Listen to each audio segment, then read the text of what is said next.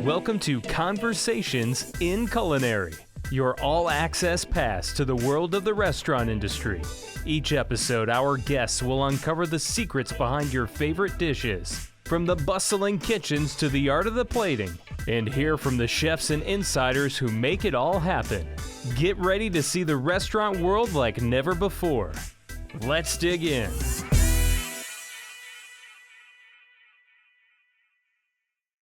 So in Culinary Conversations is a chance to get to know the chefs. These are well-vetted chefs, basically. They're not jerks. I had the pleasure of doing a podcast with Chef Juan. We were discussing it earlier. I said, maybe 3 months ago, and they were like, it's still pretty cold out. So time flies when you're having fun. You guys ready to try some badass kimchi? Give it up for the owner of Kimski, Chef Juan Kim.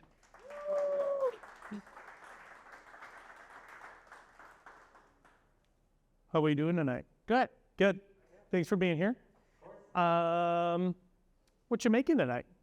We're going to do a quick demo on how we make kimchi at the restaurant. It's a really streamlined process, only because, there's a million ways to do something like this.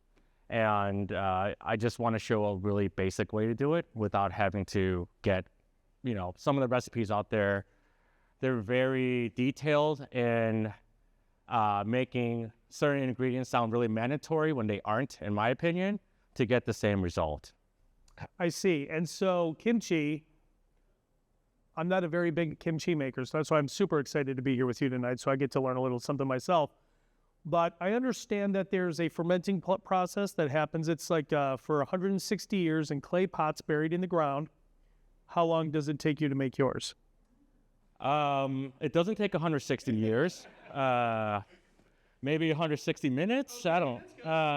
No. It all depends. I'll kind of go through all the variations of things, factors that could kind of mess with your end product and process. But generally, anywhere from like 3 to 5 days tops. Awesome. Yeah. We all got that kind of time, right? Yeah. So right before we get started, what the hell made you get into this crazy business called the restaurant business, chef business, owner business, which I know that you're super excited to be a restaurant owner. Listen to the podcast, trust me. This guy is fantastic. What made you get into cooking, and what made you say, yeah, I want to open up a place? I got into cooking because my mom, she, matriarch of the family, always found time to make food for us. No matter what day, no matter the situation. I thought that was something that was pretty awesome, even as a kid, just observing. And I just loved eating. Anything she made, I put in my mouth and enjoyed thoroughly. As far as the restaurant part, I think I was so fucking drunk, and I just said yes to something. And then 9 years later, I didn't want to shoot myself in the face. So that's why I'm here. So for everybody that's not in the business, it's really easy running a restaurant is what he's saying. So go try it out. It's like $30 to start it up. It's really cheap. Yeah. He's like, yeah, I was really fucking drunk. Yeah. So Kimski, talk to me about the name. I already know what it is, but tell them this is fantastic. So we are located in the south side of Chicago. We're by where the White Sox play. It's the easiest way to kind of geographically place us. And we started off as a Korean-Polish restaurant, hence the Kimski. My business partners are the Marzuskis, who own Maria's Packaged Goods, Mars Brewing, Co-Prosperity Sphere, and a slew of other random bullshit businesses. And then I'm the Kim part, so we just kind of said, well, this sounds like a really funny joke. Let's go for it. And then when we close in 6 months, we'll think of something else to do. And then the joke lasted pretty long. Longest joke ever. It's way too long. And about 8 years in, I was like, well, I don't ever really crave Polish food on my days off. So I just kind of pivoted the restaurant to do more Korean food and stuff that I would eat on my days off, and just kind of have fun with it instead of pigeonholing ourselves into being specifically Korean, Polish. I mean, we were doing non-Korean, Polish things throughout the whole tenure already to begin with. So we just like to cook food, and we just like fun things, and we just love ingredients. We love exploring the culinary, atmosphere, everything about it. So we just like to cook. That's really all it is. That's awesome. Just really quick before we get started, I love that on his placard it says Chef Juan Kim, DJ, chef, and artist, and the chef is just smack dab in the middle. So talk to me about DJing and being an artist. I heard something about a Volkswagen somewhere sometime. Word on the street. Tell us about that. Yeah, so my previous life, I was just a freelancer. I did murals. I played a lot of fun gigs. I only worked at restaurants when my friends needed help, so I was always the hero in that scenario. I had a great life, and then I decided to open something, and I fucked everything up. And I make all my money painting. I actually, way more money than mural painting. It's so much more fun. Yeah. Yeah, so much better. So much better. So much better. Yeah. But, all the disciplines are the same. You have to really care. You have to do research. You have to give a shit. You have to practice it. You have to be engaged. You have to see what else is out there. It's the same for anything creative, in my opinion. If you're not going to do the research, or if you're not going to do the practice, and you're going to believe in your own bullshit, it's not gonna work out for you. Unless you're a fucking rich kid, then everything works out for you. And good for you if you are. That's awesome. Well, let me tell you about being a rich kid. God, I wish I was a rich kid. Not the slightest. Awesome. That would be amazing. Yeah, wouldn't it? It'd be badass, man. I'm just thinking about being a rich kid now. Fuck. I know. Let's go. Yeah. Blow 10 grand on nothing, right? I lost a $500 bet the other day, and I thought I was gonna lose my fucking mind. Seriously. $500 ain't shit to other people. What was the bet? Fucking Eagles game. Anyone see that shit? Thank you, right? Fucking Saquon Barkley. That's some bullshit. That motherfucker killed my fantasy team too, because London caught the catch after. I'm not mad about it though. I'm good. As you can tell, Chef is not very passionate about anything. All right, let's get started on that kimchi, and we'll chat. Let's pivot before let's pivot. Flip this fucking table over. Let's get the blood pressure down. Let's relax with some kimchi. Let's get in the zone. Okay. How many of you are familiar with kimchi or have had it before? Okay, so a majority of you, awesome. So think of kimchi as more of an action or a verb more than the product itself. Obviously, whenever, you see like Bon Appetit magazines or New York Times, they always mention kimchi. They always refer to the lettuce. When kimchi could actually be Napa cabbage, it could be radish, it could be cucumbers, it can be kohlrabi. We did apple kimchi. We did green strawberry kimchi before at the restaurant to experiment with. So it's actually more of a process than the end product, okay? It's a really convenient way to just say, we have cabbage kimchi, we have cucumber kimchi, we have onion kimchi, green onion kimchi, okay? So we're just gonna go through, again, like I said, I'm gonna go through a streamlined process of how we do it at the restaurant, because we have to constantly make it in bulk, and I don't feel like paying my shitty cooks to fuck it up all the time. So we kind of developed a new way to just streamline everything. We rely heavily on the salt and the time and temperature of it over the ingredient portion of it, okay? A lot of the recipes out there, and I know some of you are gonna tell me like, oh yeah, I saw this really good recipe that said fucking put it under your bed and then read a story to it or some shit. Don't buy into any of that shit, okay? This is peasant food at best. This is preservation method thousands of years ago because they were poor and they needed the food to last, all right? This isn't a luxury item. This is stuff to go with your rice. A rice is a cheap ingredient. It's a filler. It provides the sodium and the taste for the rice so you get full, okay? So whenever you hear people I make this kimchi with cilantro and peanuts in it, you're like, fuck, you're an idiot. Why would you fuck it up? It was such a perfect thing. It was such a perfect thing to begin with, and you fucked it up with your bullshit, right? So we don't want that. We don't want that shit, all right? If you're gonna experiment, just eat it yourself. I don't want to hear anyone tell me about their bullshit fucking extraordinary kimchi. I don't fucking care. Anyways, let's go through the ingredients. So we're gonna do Napa cabbage this time, all right? I went to the Asian grocery store. There's a place called 88 Market in the South Side. Awesome, amazing grocery store for produce, for proteins, for all your dry goods, your pastes, your oils, your soy sauce, and all that stuff. They have pretty decent Napa cabbage that's like pretty vibrantly green, okay? This is kind of what you're going for. You want something fresh, something that doesn't splash in your face when you're trying to describe it. And then after the Napa cabbage, I use sea salt. I use fine coarse sea salt. Kosher salt's completely fine. Any other salt's completely fine. Don't use smoked sea salt. You don't need your shit to taste like barbecue, all right? That's fucking weird. Stick with your kosher or your sea salt. Anything that's natural, okay? So I asked Chuan to bring all the stuff, and I completely forgot that I asked her to, and I just made the sludge at work anyways. But generally, this is a Vitamix, if anyone doesn't know.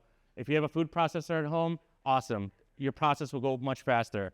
I was the kimchi bitch, as I like to put it. My mom made me mortar and pestle all the ginger and all the garlic, peel all the garlic, and do all the bitch work while she got to watch her K-dramas. So good for her.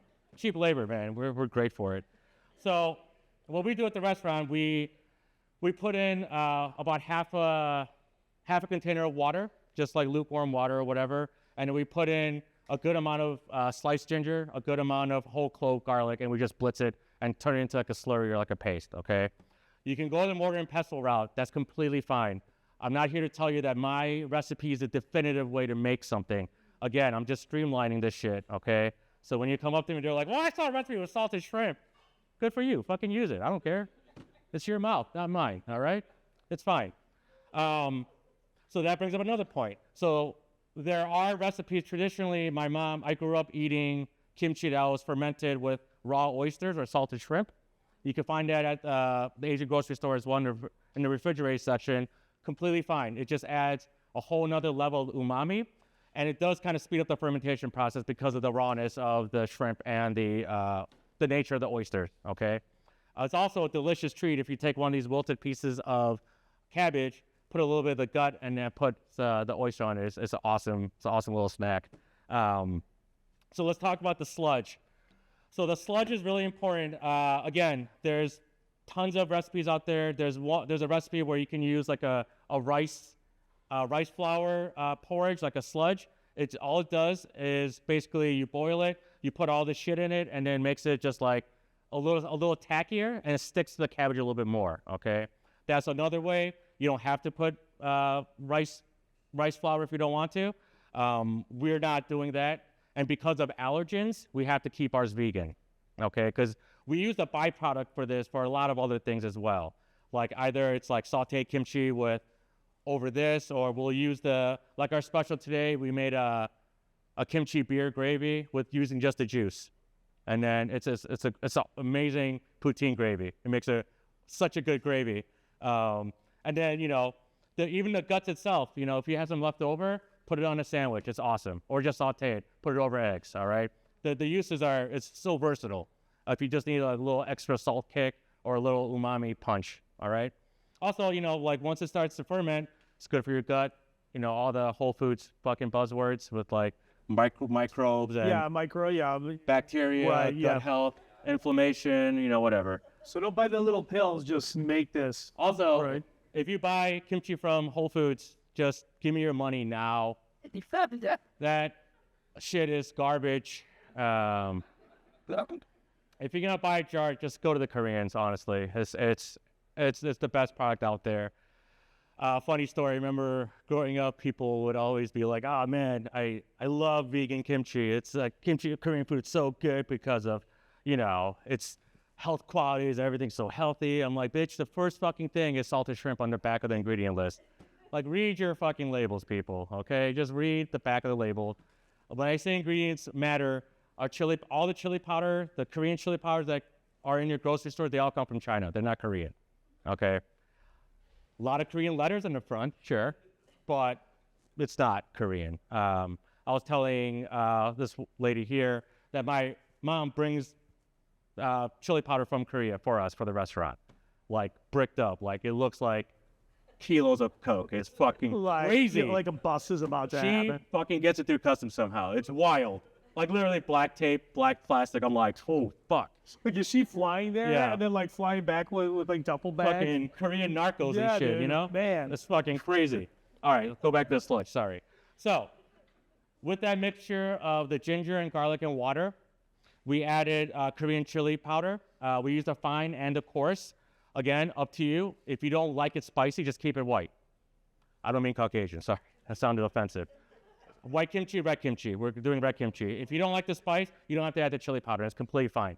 We did a whole summer of doing white kimchi for a cold noodle dish, for a pork belly dish. Awesome, awesome flavor as well, okay? So after you, and then the beauty of this is I'm not going to be talking about measurements really, because let's say he doesn't like garlic. You don't have to put garlic, just use ginger. It's fine. You might not like a lot of ginger. Put like a disc in, it's fine. You're just trying to perfume everything with the cabbage, all right? And salting the cabbage is basically opening its pores. That's why you always see like a pool of liquid when you salt things, okay? These have been salting for a couple hours. So these are like nice and fluffy and they're all happy and vibrant. And then I salted the shit out of them. Now they're all sad and fucked up, right? But they still have their composure. That's what's awesome about this. It's still crunchy. It still makes a sound and a snap, okay? That's the beauty of curing anything. Salt and sugar, sure, it's not, your doctor will hate you for, consuming a lot of it, but it does have its properties in preserving food and helping along the process, such as kimchi, okay? Like we always cure salmon before we cook it because it plumps up the flesh and makes the color more vibrant. So salt has a lot of uses besides just making shit taste good and, conquering countries back in the day. History lesson, right? That's right. Yeah. From the book Salt, right? Yeah. Huh? Okay. I was just lent that book. I haven't dove in yet, but so is this the main kimchi restaurant recipe you guys are using at your Yes. restaurant? Okay, Yes. awesome. Yes. Sweet. So I keep deviating from what's in the sludge. Sorry. So again, ginger, garlic, water. A lot of allium involved. Allium being onion family. All right. So in this case, if let's say leeks are seasonal, go ahead, chop a bunch of leeks and throw that shit in there. It's gonna taste really good. In this case, we're using a lot of Chinese chives, a lot of scallions. If you really like oniony, punchy things, great white or yellow onion in there, completely fine. It's your product, it's not mine, okay?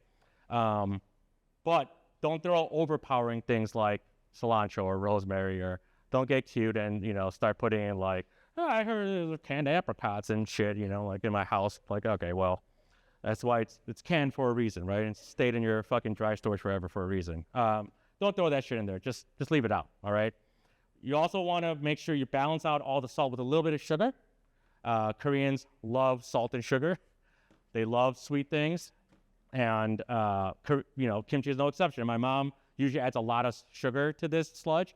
I don't like that much sugar, so I probably like a 5% amount of sugar, all right? Salt, it's kind of hard to gauge like how much I actually use, but let's just say a lot, all right? And then when you're salting your cabbage, so picture that this was nice and whole.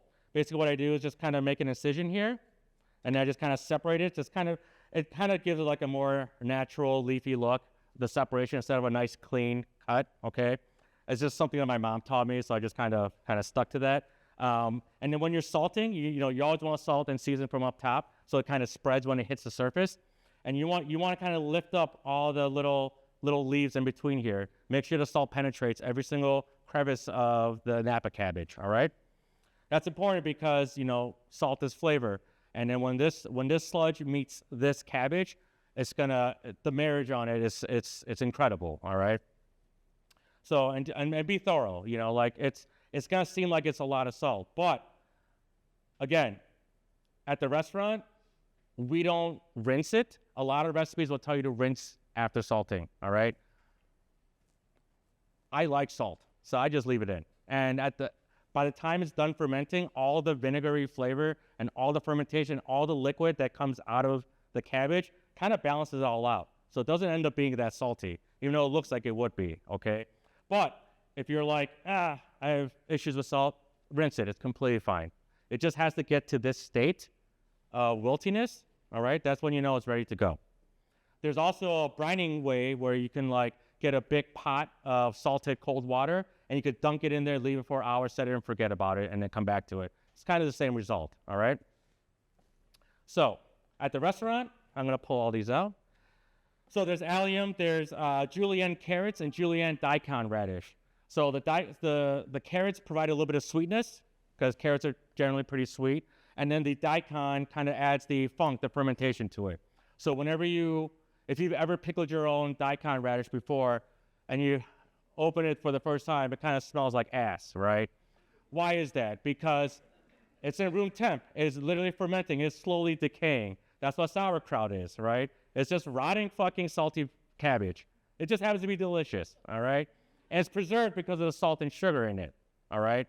But it does smell like fucking foot after a while, all right? You just kind of accept it and say, well, it's a good tasting foot, all right? So there's daikon, there's julienne daikon, julienne carrots, scallions, some Chinese chives. Again, you could add leeks. My mom used to always grate an apple for the sweetness, or apple pear. Asian pears are stupid expensive right now, so I would go against that. Get a Honeycrisp, get a Gala apple or Gaia apple, whatever it's called. Just grate it in there and it's completely fine, all right? Again, it's up to you on how sweet you want it or how salty you want it, okay? So you can see that there's a decent amount of liquid that leached out of here. And again, this pile was like coming out of the bus tub today before I got here. And you see how much is wilted already, all right? So let's say you are doing your kimchi and you want to keep it whole like this, all right? This is kind of the traditional way that my mom taught me how to do it. You're going to want a container, obviously, to put everything back into. It is a messy job. Just be prepared, all right? I'm one of those people that when I cook at home and I see a mess, I just lose my mind, all right? That's why I have to do this stuff at the restaurant, because I'm gonna just want to keep cleaning, all right? So just accept the fact that you're gonna create a mess and just wait till the end. It'll be worth it, okay? So once this is all wilted, you're gonna take a handful of your sludge, okay? See, it's pretty loose and watery. You want it that way because oxygen is the enemy of fermentation. So I'm going to show you towards the end why that's important and how to keep all the air out. But whenever you see like blue garlic and like pickles and shit, that's because oxygen got in there, all right? Doesn't mean that it's rotten. It just looks weird. Doesn't really change the taste. But because you are leaving it out in room temp to ferment, it can rot. The oxygen can get in there and it could penetrate and it could fuck up your batch. And then you would have just wasted like 6 hours every day for nothing, all right? Just like the fucking Eagles did. No, I'm kidding. I'm kidding. They're fine. They're going to win. It was such a nice night, but he kept bringing up the Eagles. They're going to win. They're going to win, I swear. So, all these leaves are nice and loose, but they're still connected by the root here, okay? So this first method is obviously just cut in half. You're going to take a nice handful of the sludge. I wish there was a overhead camera here. Then what I like to do is I like to squeeze the liquid over it all first, so it just kind of bounces all over the surface here, okay? And then I just like to take the guts in my hand and then just like a Rolodex, just kind of deposit the guts or the filling inside. And then generally, I just like to get on the outside too. You see how much juice is in there. It already looks like regular kimchi that's jarred, right? Good, right? And then I'm literally just squeezing and then just brushing it on. So it hits all the little crevices, it hits all the little veins inside the Napa cabbage, okay? And then I'm gonna just kind of leave a deposit here. And then you kind of wanna just like bunch it up so that none of the guts fall. And then my mom usually kind of tucks in the tail. Obviously, this will be dictated on what kind of container you have, but you're going to want to kind of put it, what would you call this, like backside up? Yeah. Backside up, and then just kind of cram it into whatever container you're using, okay? And you're going to take another one, and you're going to pile it on, but you're going to do your best to make sure there's no oxygen caught in between the stacks of cabbage, okay? So when you put this into your container, let's say we're putting it into the 6-quart, I'm going to smash it in, and, you know, the tail end might kind of go to the side, but that's okay. Because, again, it's like kimchi Tetris. You're just trying to shove everything in and make it all fit so that there's no oxygen and that's covered by liquid, okay? So I'm going to do another one. So you have leftover guts here. I'm going to paint it. I'm going to squeeze paint, Rolodex. You can see why I didn't want to do the filling here. There's splatter all over it already.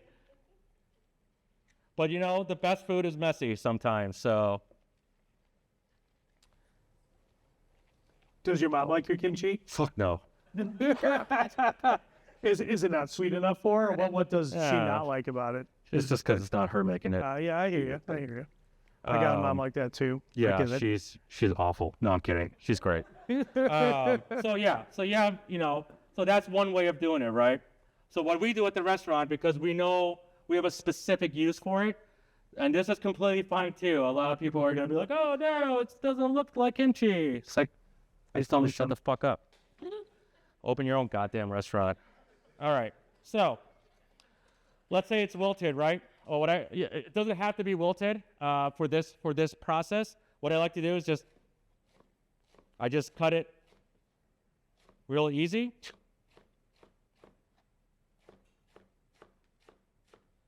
Whether it's salted or not, and then from this point you can salt it, and then it'll wilt on its own.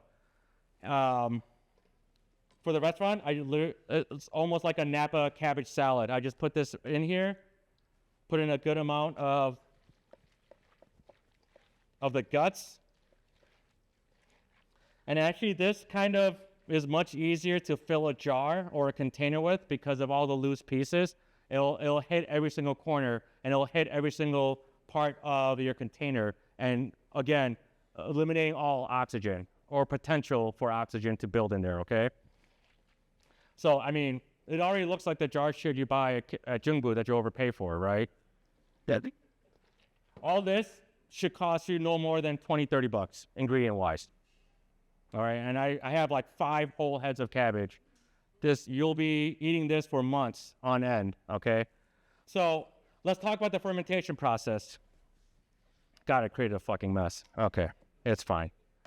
I'm gonna be making more. I have like 10 containers to give for whoever wants to take some home.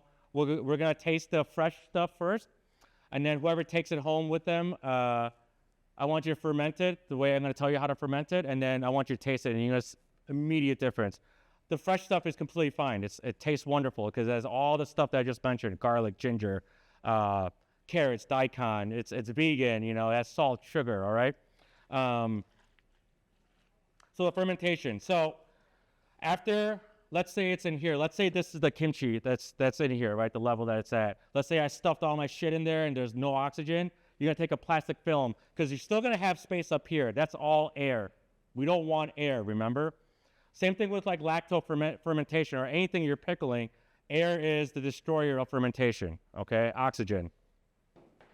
So at this point, I'm gonna take a piece of plastic film, and I'm gonna just kind of shove it in to the container shape and make sure I push up against it so that the liquid comes back up through the cabbage or like the cut up cabbage or whatever it is, okay?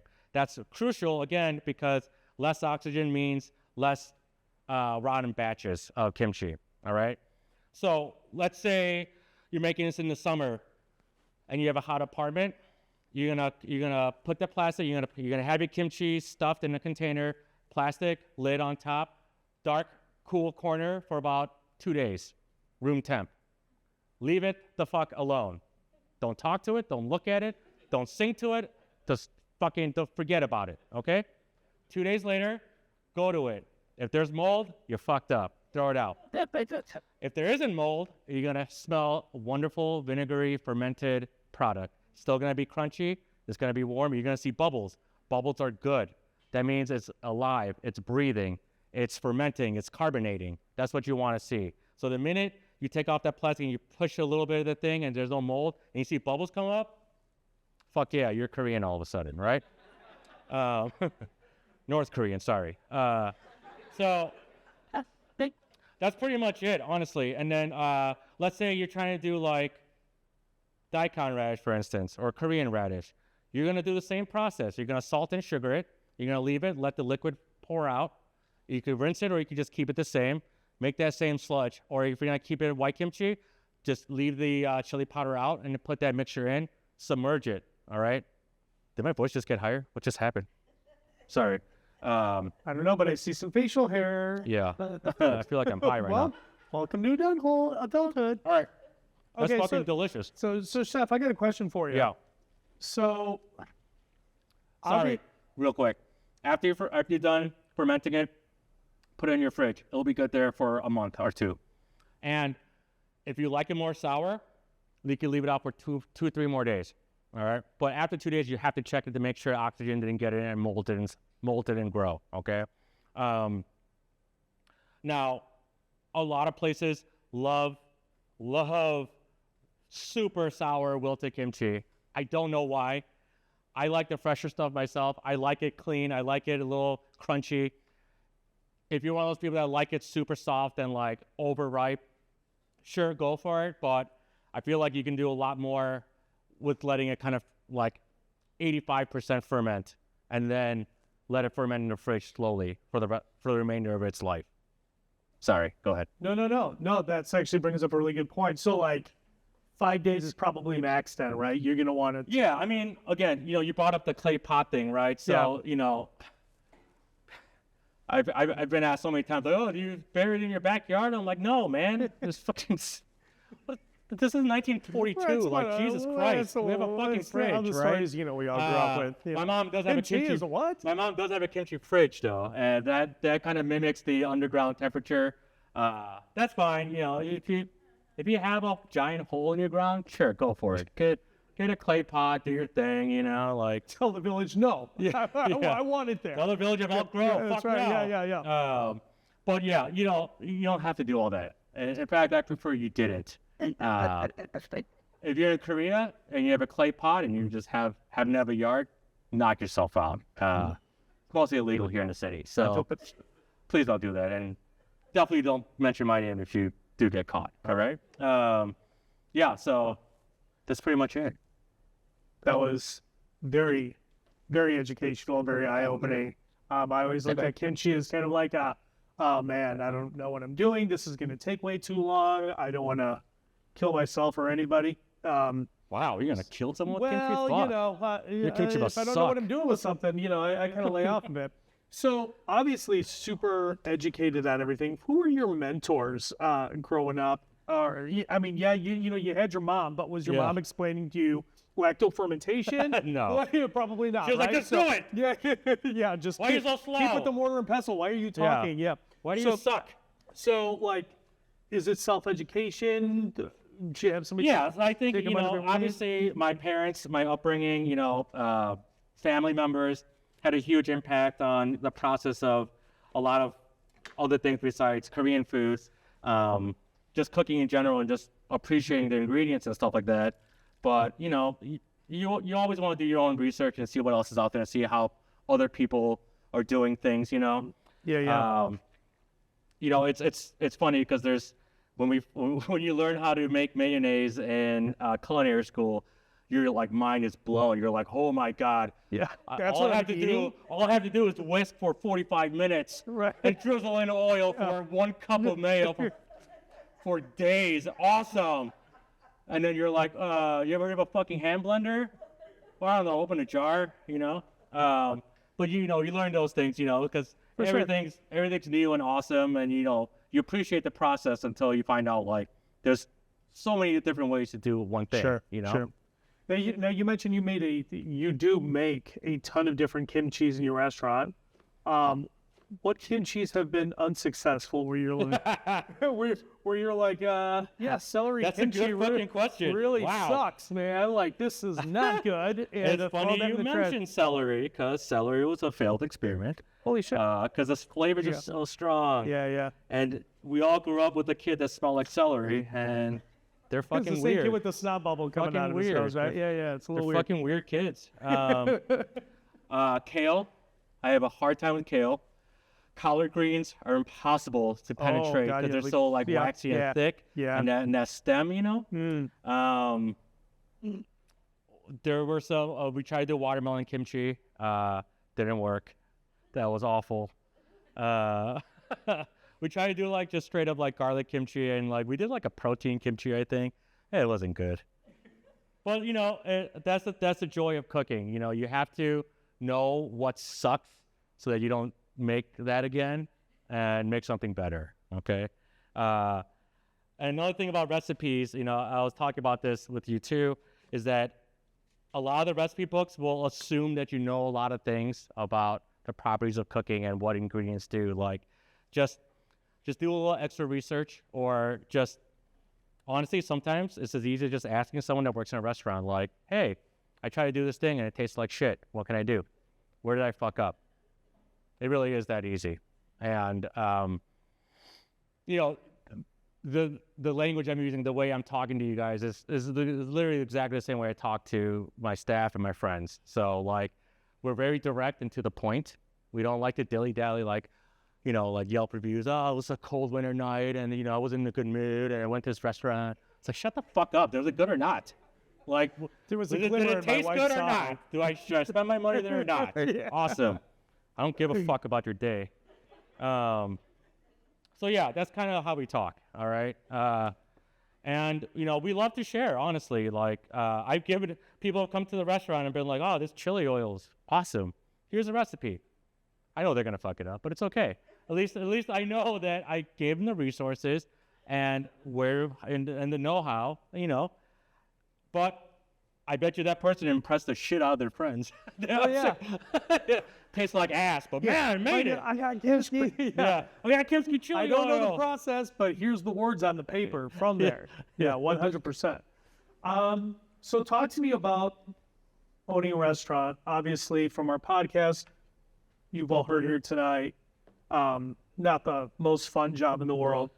Yeah, it has its moments, man. Like, we were able to, you know, we create a certain platform and have a certain voice, right, within being an independent business owner and, you know, all those buzzwords, right? So we have a certain responsibility, not to say that we're supposed to be like any kind of role models by any means of the imagination, but we do, you know, we are as good as we are to our customers and the community that we serve, right? So I think, obviously, you know, at the end of the day, we have to make money. We have to be a business. We have to pay our staff well and make sure that they're taken care of and that we have to give a shit. With that, the balance comes when, you know, hey, your oven doesn't work today. Hey, your flat top is off. And, hey, this guy threw up in the corner. Or, hey, this guy got stabbed in front of the restaurant. And I was like, fuck, again? First week, someone got stabbed in front of a restaurant. There was a line 2 blocks long, and this motherfucker got stabbed. Pretty funny. He survived. He's fine. But Funny story. but shit like that happens. It doesn't matter if it's a restaurant, if it's a record shop, if it's a fucking graphic t-shirt company. You know, you're going to get all kinds of weird customers with weird demands, know-it-alls. You know, it's such a variety. It's almost like a sociology experiment owning a small business. You just never know what to expect. And when you're surprised by something, you're just like, whoa, that person is a piece of shit. Like, I can't believe that person exists, you know? So like serving the public is a weird, funny thing, you know? However, being able to serve friends, welcome family and friends, and, you know, if I see any of you there, we're friends now, so I won't yell at you. But being able to serve that and just have the community that we're a part of, you know, all the chefs helping each other out. You know, I do a lot of community outreach. I do community soup events where I get like 30 chefs all around the city, home chefs, home cooks, DJs, make soup for it. I bully all of them because you have to. But, you know, the fact that I could hit up Noah from Oreo, a 2 Michelin star restaurant, and be like, yo, give me 8 quarts of soup, bitch. And he'll respond back like, okay, when? It's great. It's a fucking awesome thing. It's a great power to have, you know? But that came with a lot of work, obviously. And, you know, you have to be passionate. At the end of the day, I've let go of a lot of cooks, you know, because like, it's not enough to just show up on time and just do your job, you know? This is one of those kind of special fields that, like, why is, you know, food's popular because it's a necessity. We all have to eat it to live. So why not enjoy the ride, right? So when you think about why so many people have differing opinions on food or what they think to be true, it's this weird like gatekeeping mentality with customers too, because they grew up with a certain notion of what food is. So they try to tell it to you. And then I'm like, well, I grew up a certain different way, but we could either meet in the middle and be really awesome and be cordial, or you could continue to badger me and try to tell me what to do with my job, in which case I will shut you down immediately, you know, because that's what I do. When we first opened, don't get me wrong, like I love excited customers. Like it's an awesome thing to see that people are passionate about food, but I always had the first year, I always had people come up and just be like, hey man, I have this kimchi recipe, man, I think you're gonna like it. I'm like, I'm not. I'm not gonna like it at all because they just started making it. Like, how the fuck are you gonna tell me what's good when you did it for a month? Right. You know what I mean? But that's what customers are like. They hold this weird like responsibility to you, like as if you're supposed to give a shit about their life. It's so fucking weird. I don't know how many times I have to tell people, I'm not your fucking therapist. I'm gonna take your money. I don't fucking know you. You know I want mean? to feed my family with your money. Yeah. Give it to me. You're here because you're too lazy to fucking cook. I provide a service. You want that service. End of transaction. You want to do the dishes? I'll fucking make food for you. That's amazing. If you're not going to do the dishes, get the fuck out. So before we all take a bite, I just I do want to ask this one last question, and then we'll sit down and... Remember, the samples are going to be a little salty just because it's fresh, but it's very good. So talking to you in the past, even today, right beforehand, you guys have a pretty good identity. You know who you are. You know what your food's supposed to be. God, I hate bringing this up just because it's so stupid. Oh, fuck, do it. Just fucking do COVID, it. dude. Like, what'd you guys do? Did you feel it? I mean, I'm sure you felt it, but I mean, you're such a different type of location, I feel like, just even in theory, right? I mean, yeah. So during COVID, I mean, obviously it's a good question because we all went through it, you know, so it's just like, we all had our own experiences with it, but, and this is where like the art and other things come in, because my business partner has a non-for-profit called Public Media Institute. They do a lot of events out of the gallery space, a lot of non-for-profit things, a lot of community-based art shows, performance art, that type of shit. That's where I do all my community soup events as well. But somehow, we basically did the government's job and we opened a restaurant to feed families for free. We pivoted and used government money grants for art projects that got shelved. We funneled all that money into the restaurant and I hired my staff to basically feed people for free, no matter what. I basically hired other restaurants to make food for us that we could feed them so they could keep busy and have money. And, you know, it was one of those times where like, I didn't care about your politics. I don't care about your background. Just be respectful when you come in because you're getting really good fucking food. Like I was hitting up like the old executive chef from Alinea was one of the cooks that I reached out to. And he came in and was like, this is my favorite chicken salad sandwich. It was incredible, but he knew the job. I was like, oh, you're feeding like kids that don't give a shit who you are.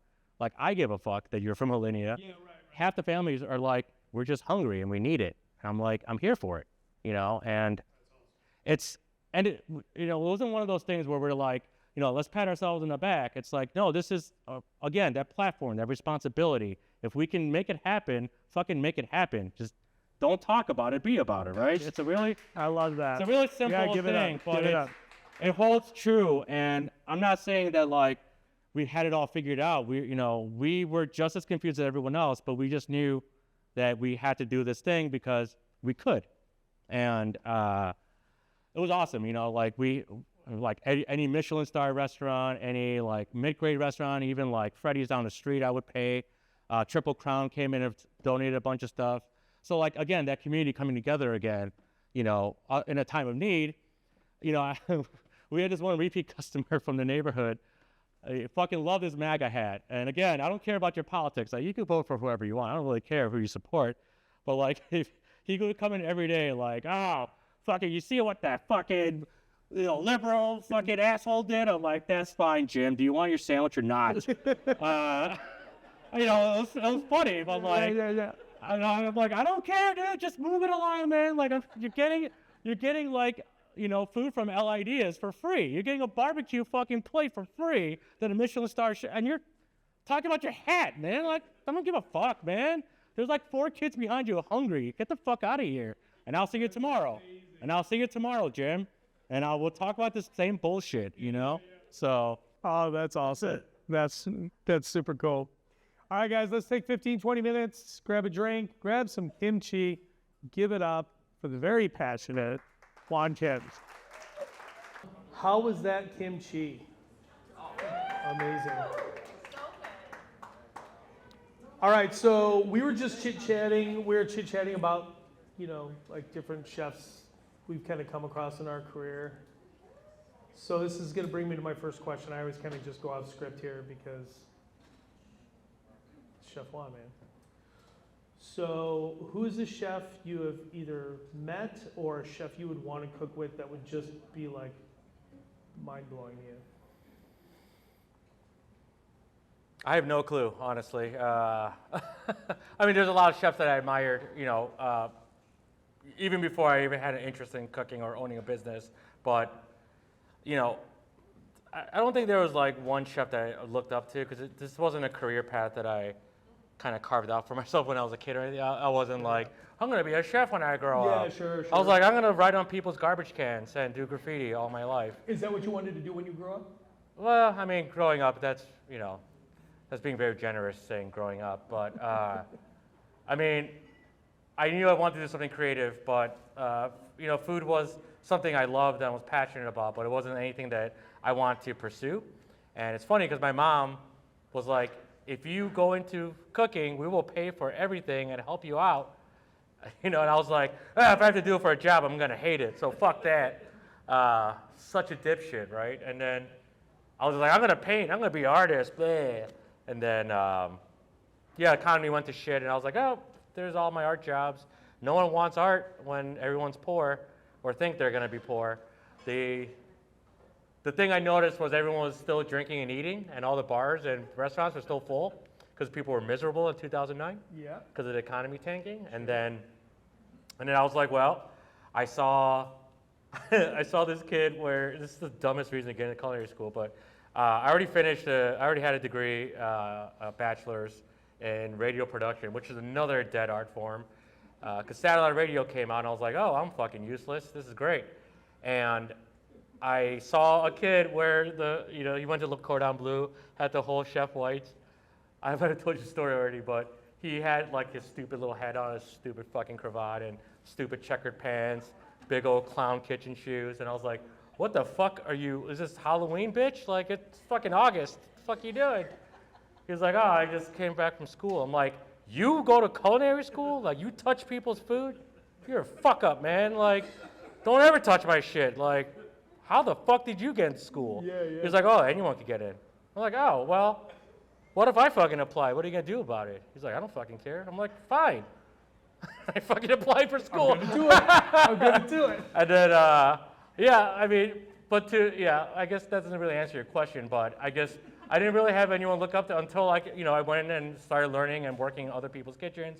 You always have like your heavy hitters, like at the time for me, it was, Charlie Trotters was always, looming over us, the final years of the restaurant, and, One Off was coming up and Hawk Salt was coming up.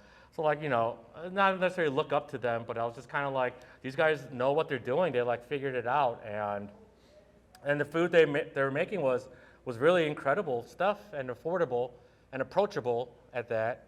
So I kind of just wanted to go that direction. I love the fine dining stuff and, playing with frilly things and tweezers and pretending you're a fucking surgeon with flowers and shit. It's fun and all, but the pressure to be so exact and precise and perfect, and to get yelled at, not yelled at, to get like belittled, it just wasn't worth it for me. And plus, like, again, I was still painting murals and DJing and having a lot of fun.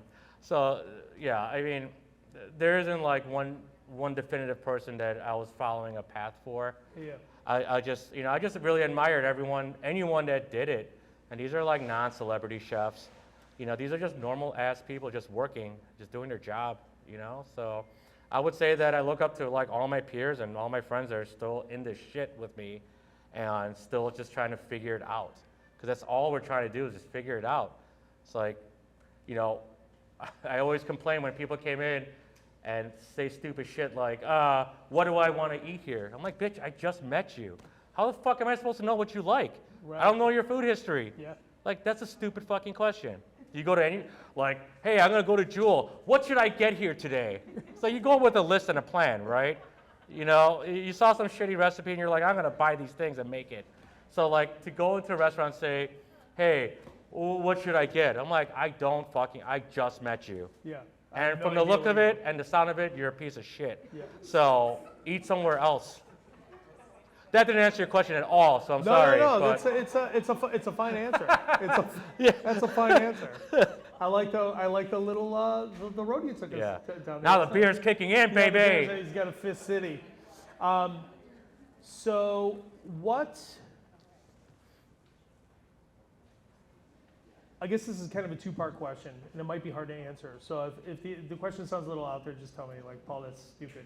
What do you love about the culinary world, and what do you just absolutely despise about the culinary world? What I love about the culinary world is kind of what I touched on before, is the community aspect. For me, the fact that we are able to be more than just a restaurant and serve strangers for money. It's the fact that we can be a place for people to gather and meet and break bread and have a good meal and hang out. They could either have drinks, continue the conversation, hang out, or you could just come in and have a good meal and just leave, and then that'll be the end of the transaction. Sure, yeah. It's a very choose your own adventure type situation, which is what I appreciate and love. There isn't anything like one thing I despise. There's so many things I hate about it, but No. it never outweighs the good, and the good that we can potentially have to help other people.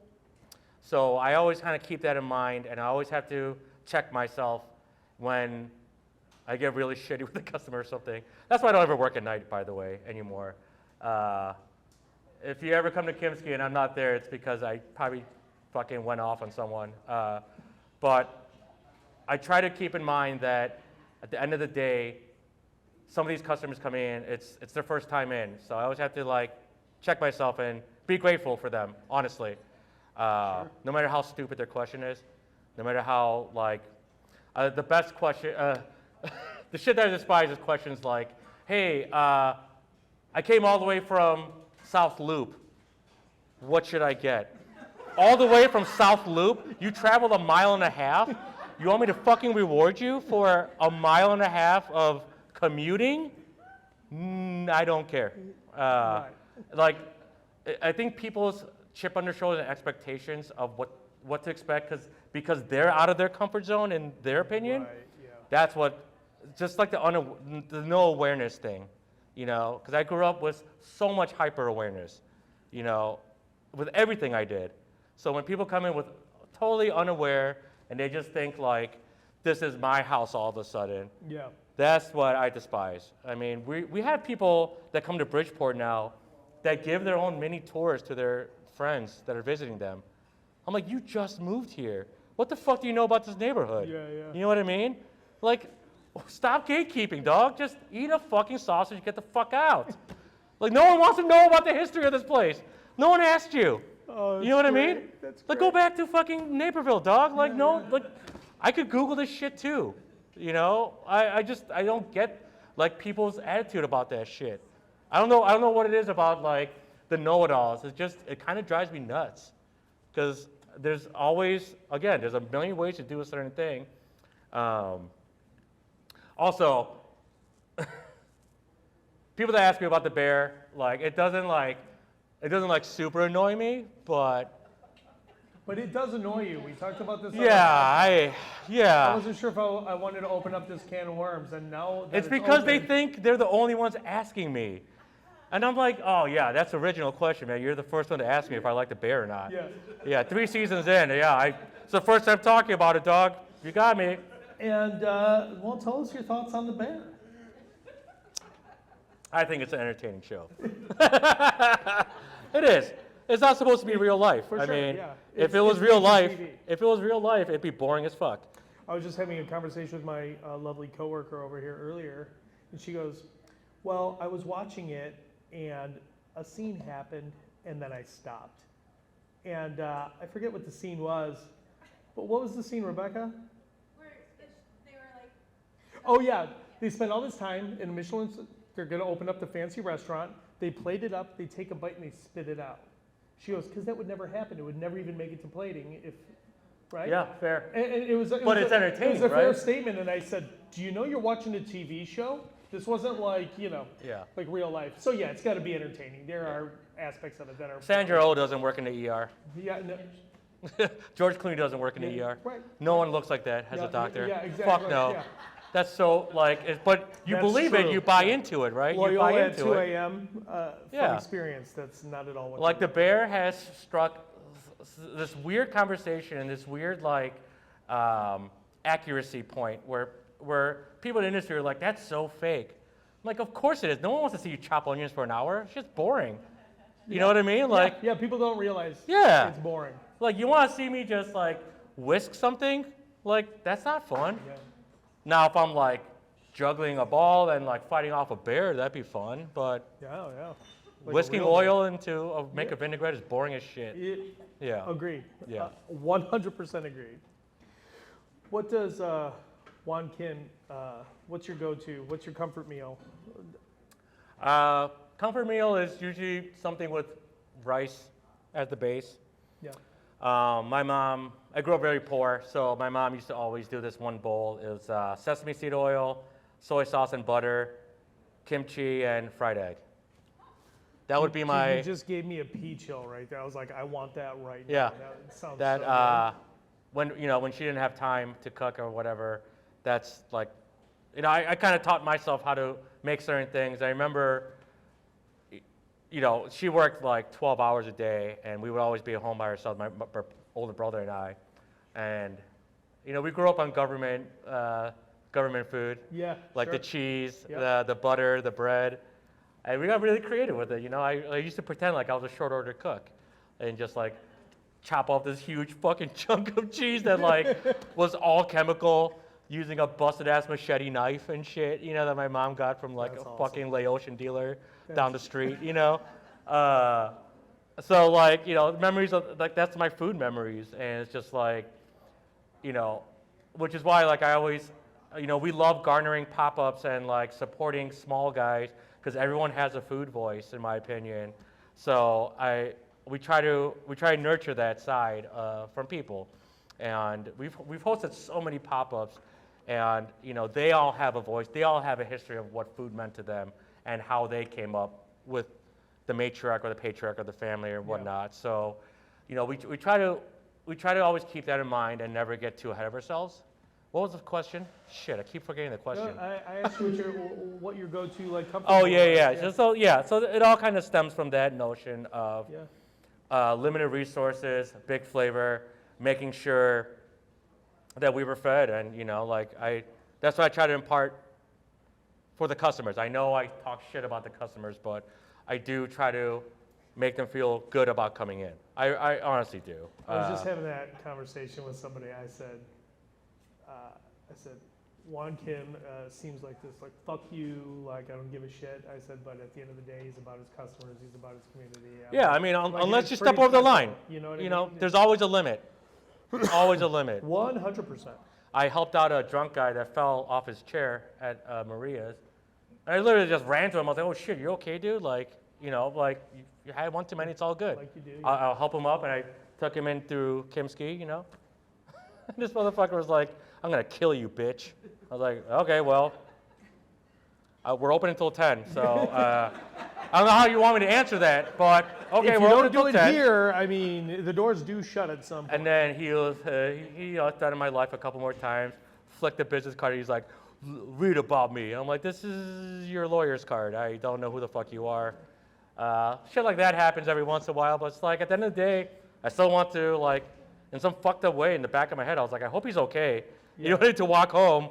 Because, you know, if I was on the street and I saw that, I'd probably fucking rob him, you know, or Yeah. come up on him like, I don't know. Well, no, Just especially fucking now that wasted. You know he's a lawyer. He's probably, Yeah. Pretty good. But, you know, like, I've had moments like that where unprovoked people would threaten me for some reason. I was like, you're having a really shitty day, but, you know, there's nothing I can do to help it, so just leave or, I don't know, like, keep threatening my life, that's fine. If it makes you feel better. Or kill me. Yeah, it's like this weird, sick thing as a hospitality worker that no matter how you're being treated, you still want to, like, make sure they're okay somehow. Yeah.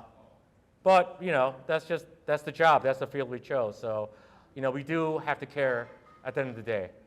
That's the only way you're going to succeed. You have to care. Yeah, right, because without the customer, I mean. Yeah, I mean, what do you have? Yeah, nothing, Yeah. right. So this is going to be my last question before we pass it off to the audience here for a couple, 2-3 questions. What's next for you? What are you doing? What else do you have your hands in? We were talking a little earlier. Yeah. You were letting me know that there's more than just kimchi happening for you right now, so. Yeah, so, you know, chef partner at Kimski in Bridgeport, small partner in a restaurant called Lilac Tiger, just west of here on Division. Thank you. I don't know if that's a middle finger or a thumbs up, but thank you. I'm fucking with you. It's awesome. It's awesome. It's awesome. Fuck you, man. Yeah. So partner in that. I painted the whole restaurant. I fill in the gaps there. That's awesome. It's awesome that I don't have to run the daily operation there and still be a partner in it and still be involved. Sure. I'm trying to, you know, I don't know. I don't have like definitive plans, but you know, there might be some other businesses down the line. I'm kind of looking in the suburbs, honestly. I feel like the suburbs have huge gaps in good food. Well, yeah. Schaumburg, please. Yeah. So. Yeah, not just huge, like massive, Massive. fucking gorgeous of food deserts, right? So I want to bring, you know, the city experience out there, or try to, you know, whatever that means. But, you know, I dabble, you know, I try it at least, you know, just see.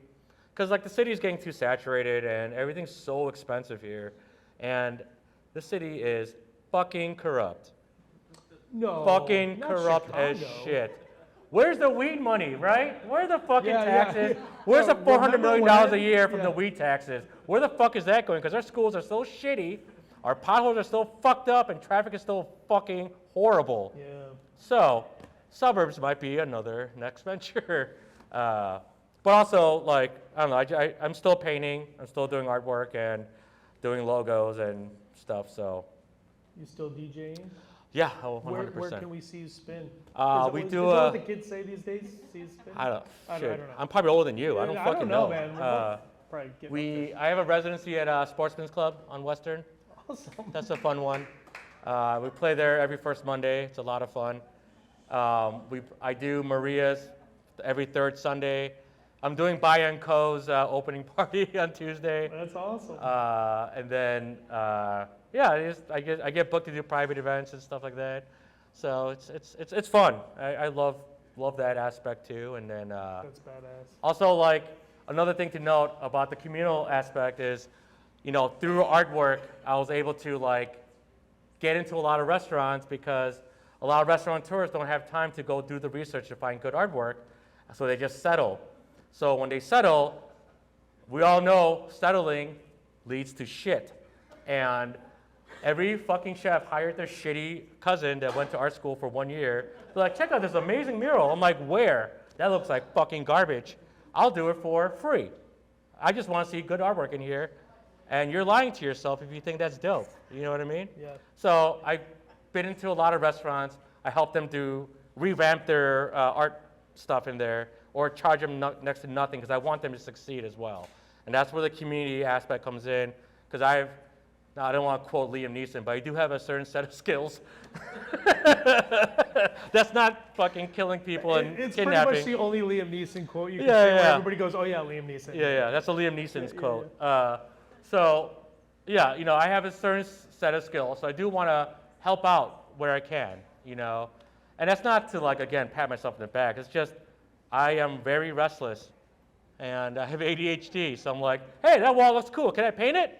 It'll look cool. Trust me. What colors you like? That's awesome. Yeah. That's badass. Anyone been to Schwa recently? Anyone? No? Okay. Painted the whole restaurant, too.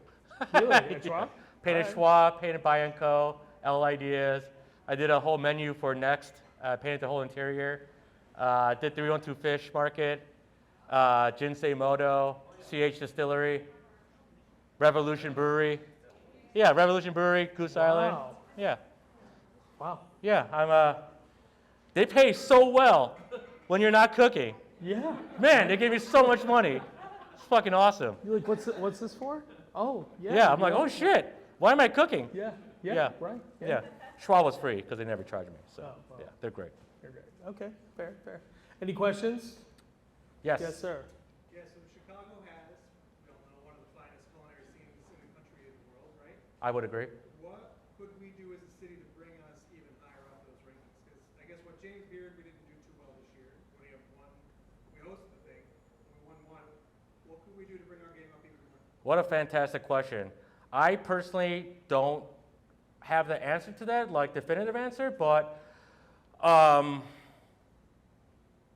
man, that's a fucking That's a hard great question. Yeah, it's a very good From question. what I've heard from my friends who give a shit about those awards, is that there just needs to be more of a presence for those kind of restaurants to exist here, because the thing with James Beard and Michelin is that part of the criteria to win is to get more publication and more publicity and be out there in the ether more. So maybe, I mean, there's so much press about our restaurants already and our dining scene, but maybe there needs to be more specific scene, more specificity, I guess, with some of the dining culture here, rather than just blanket over and be like, Chicago is comparable to New York and San Francisco and Austin, and be way more specific and streamlined. You know what I mean? Because I mean, we have amazing Michelin-star Indian restaurant, Filipino restaurants. Jung, which should have a fucking Michelin star. We have that restaurant that's a Korean tasting menu. And we have all these amazing people, but like, how much publicity do they actually get? Publicists are expensive. To get into the same platform as, or conversation as Alinea or Smith or Oriole is like, you have to do so much more, and I feel like that pressure alone kind of deters people from wanting to go for it, because it just takes so much more. And the staffing alone, I mean, Alinea has 40 fucking interns working constantly for 12 hours a day for free. It's like that kind of labor. It's like, of course you can excel, you know what I mean? And you have like 5 different concepts, but you put that on a resume, it's gonna track with some chefs. With me, I'm like, I don't fucking care. Can you cook a steak or not over open fire? You know what I mean? I had a kid on his resume. He put Alinea, he put Grace, he put not Noma. It was like another European like highbrow restaurant, and I was like, why'd you only work 3 months at these places? Like that doesn't. You're still picking herbs then. Like I've done those stages. Like you pick herbs for 6 months, and then maybe you can touch a fork. You know what I mean? Like you haven't done shit. I don't trust you on chicken station. I don't trust you on grill station. You know what I mean? So I think we just need to like kind of up our ante on getting more publicity for like the 1 star and right below the Bib Gourmand type restaurants, like the $50 to $75 a person restaurants, over the $175 a person. Yeah, I don't know if agree. that answered your question. I'm sorry. Yeah, no, that was a really good question. Yeah, I think it's interesting because, usually it seems like James Beard or like, Michelin always goes after like the super like, expensive, 40 line cooks, Yeah. like brigade style going down. And I've been in some of those kitchens before. And you look and you're just like, fuck, man, this is crazy, right? Like, But it's weird though, because it's so polarizing. Because if you see how Michelin, like they have a strict criteria for their American restaurants, but then you hear about the crab fried rice lady in Thailand. She has a fucking star. yeah. They awarded Mexico City taqueria Yep. a 1 star. 1 star. Yep. And he's just making tacos. I texted one of my friends who lives in Mexico City. I was like, "Yo, is this spot really that hype?" She was like, "Yeah, I'd go there like that, same as any other fucking taco. Like, why did they give him the star?" I'm Yeah. like, "Good fucking question. I have no clue why they gave him the star." Sure. And she was like, "There's tons of other great places that are better than that spot." I was like, "So there's like some weird specific criteria thing, right?" I was expoing at my friend's restaurant once, and they're all freaking out because they're like, "Oh, I think a Michelin inspector's in here." I was like, "How can you fucking tell?" They're like, "Well, he's sitting by himself. He ordered everything, and he's wearing a stupid fucking fedora." And I was like, "Oh yeah, that douche is definitely a fucking inspector of some kind. Yeah. Like, what fucking asshole still wears a Either that or he fedora?" wants to be treated as such, Yeah, I'm right? like, yeah. if you're not Justin Timberlake, you can't wear a fucking fedora. I'm sorry, right? So, That's like, what the fuck are you thinking, that's a dude? good point. Yeah. I agree So, with that. I mean, and who knows what he was thinking? My friend got the star, but who knows what was going through his head, But his pedigree, he came from Schwa. He worked at a Michelin star restaurant in San Francisco too. So it's just like, who knows what they're thinking, But the beard is a whole other set of criteria as well. We were able to partner up with James Beard and do a dinner this winter, which is huge for us because we're like a ragtag team of cooks. Like, how the fuck did we come up on their radar? You know what I mean? It's weird, like how deep some of these inspectors or people that work for these companies go. It's like, I have no idea how they heard of us. But they reached out, I was like, this is a fucking joke, right? James Beard wants to do something with us? Why? Like, I care about food. We do a good job, but like, man, like, I That's just awesome. called this guy a piece of shit for no reason. I don't think you want to fuck with us, do you? But, they did it, and they loved it. They said it was one of the best dinners they've had. And I was like, that's weird. That's badass, man. Yeah, and I'm Congrats. still That's- kind of like, that's weird. That's super cool. Yeah, I don't That's believe very it. Cool. They Yeah, lied no to my doubt. face. No, I'm kidding. Other questions? Yes, sir. Right in front. Coming to you next. Next.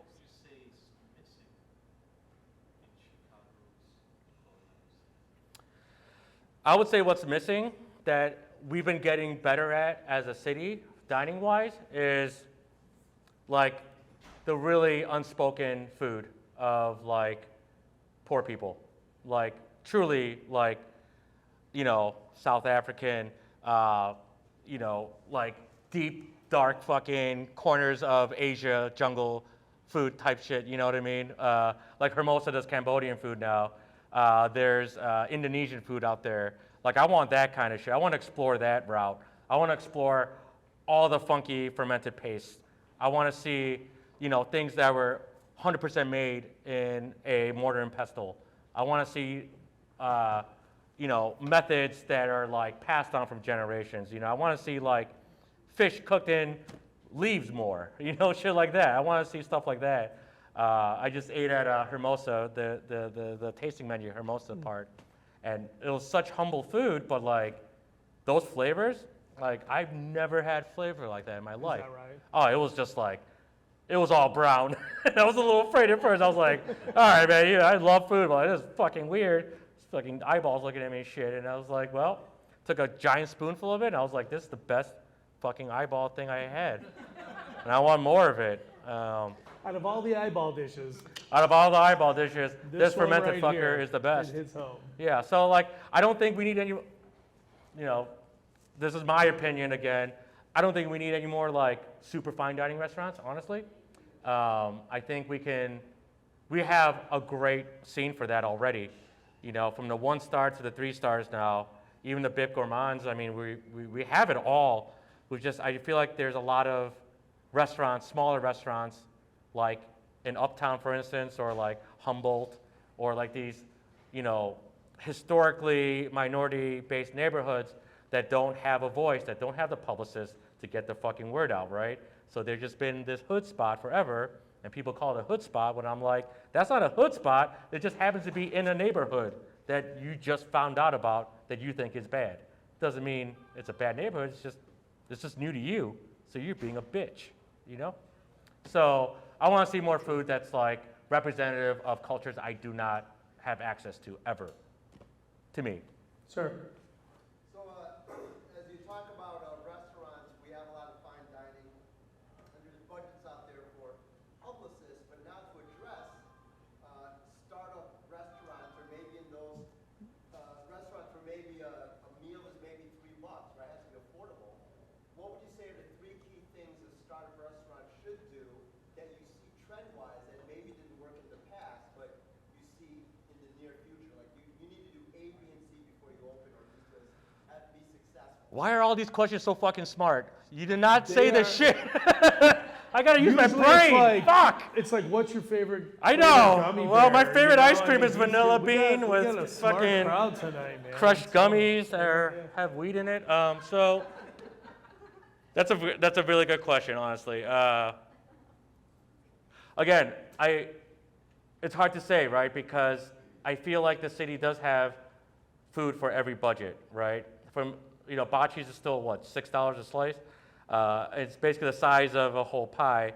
I'm sure they scrape like an alleyway to get the cheese still, but no offense, I know you love them, but but yeah, I don't know. I guess it's really dependent upon whoever the operator is or whoever decides to go into the business, right?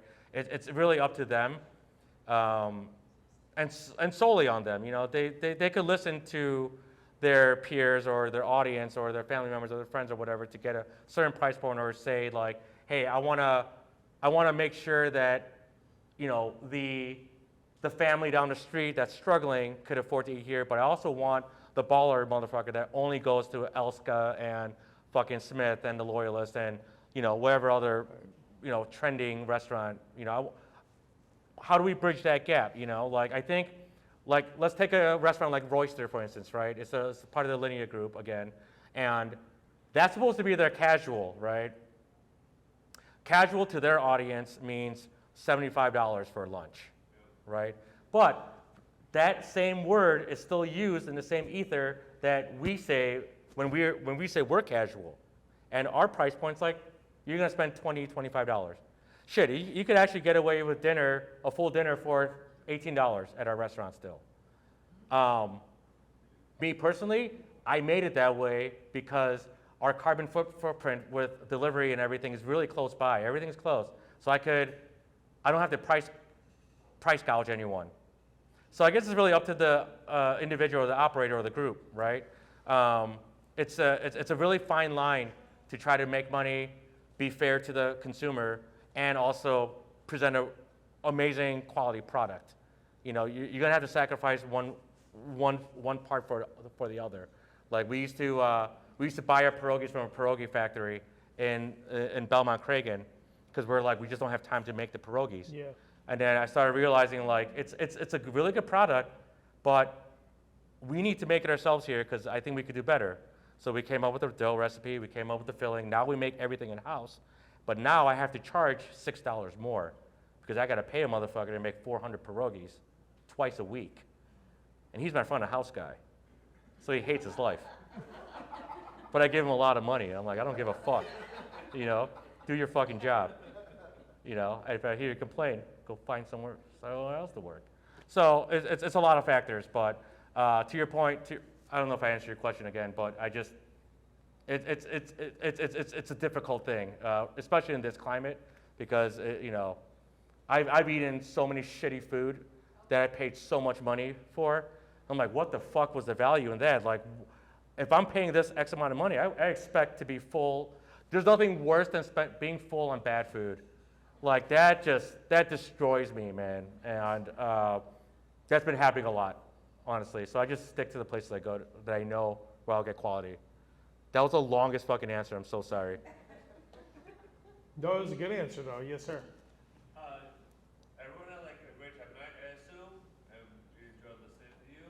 What do you want us to take away from it? Like, how can we support or?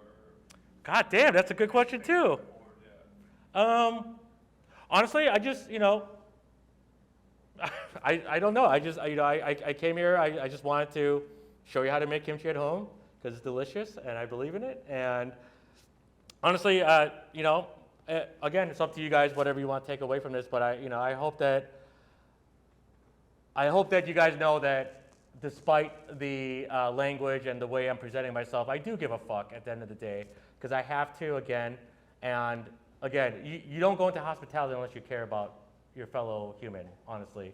And anyone that says I'm a real asshole, they're lying to you because if they're still working in a restaurant and they're still open, that means they cared. They cared enough to stay open and continue to feed strangers. At the end of the day, that's what we're doing. I'm taking strangers' money that I've never met, and I'm being immediately nice to them and polite. And if you see me paint a mural, I'm like, put headphones on, I'm like, fuck you, fuck you, fuck you, give me some fucking water, fuck you, don't talk to me, But in the restaurant world, it's all about presenting yourself to the people, and it's all about putting yourself, your best foot forward because you want their money, right? But at the same time, you also want them to feel comfortable, and you want them to come back. So it's so many things going through your mind as an operator. But also, it's like we're all restless, and we all have to be passionate and care. Yeah. So I want to ask you, a Korean restaurant. Everyone probably want to know what's the best Korean restaurant to go to. But now, before you answer that, when people think of Korean food, they're probably thinking of Korean barbecue, right? I love Korean barbecue. So now let's take that out. Now name some Korean restaurants. In the city or the suburbs? Suburbs, probably a lot of good ones are in the suburbs. Yes. I have 3 places. Tell me your top 3 places so I can shit on it. No, I'm kidding. This place called New Village, and then Danchin, and then I like Greenlight. So now these are all dive bars, they're not like Korean barbecue. What was the last one? Greenlight. Where's that? It's on Western and Peterson. It's a Korean karaoke. Oh shit, that's where I grew up. Okay. Yeah. So now, where's your favorite Korean place? I love dancing. I love dancing. I'm actually going there in a couple weeks. That I grew up on dancing. Have you guys ever been to dancing? Yes. Yeah. Is that one server there that like doesn't give a shit? Yeah. Oh my God, that dude will let the restaurant burn down with you in it, and he'll just still be on his cell phone like, I don't fucking know what happened. That's why the food's so good there. Yeah, I like dancing. I actually like Perilla Fare, the OG. The steakhouse is pretty good, but for Korean food, I would go with Fare, which is the one on Milwaukee and Des Plaines. Yes, that's right. And my favorite Korean barbecue spot is in Glenview. It's called Pro Samgyeopsal. Samgyeopsal translates to raw pork belly. So, yep. Hey, don't give out the fucking information. Come on, man. Oh, you're talking about Chosunok? That place fucking sucks. I'm kidding. It doesn't suck. It used to be good. That place has been there for 40 years. I just had this conversation with another person. It was amazing in the 80s and 90s.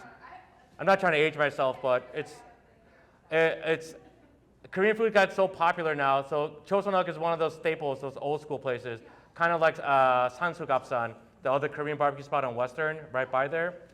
There used to be an amazing Korean restaurant too in the 80s and 90s, and then you could start tasting the cheap shit that they're using. All their banchan is either store bought or just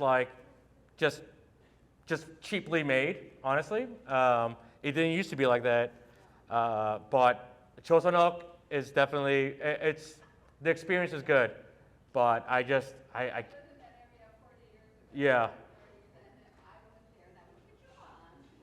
Yeah, see, I grew up around there too, and I loved Chosunok back then. Yeah, that's that creepy old man at the bar smoking a cigarette while all the women were working. Yeah, that fucker's still alive. Can you believe it? He must have smoked like 3 packs a day. He should be fucking dead.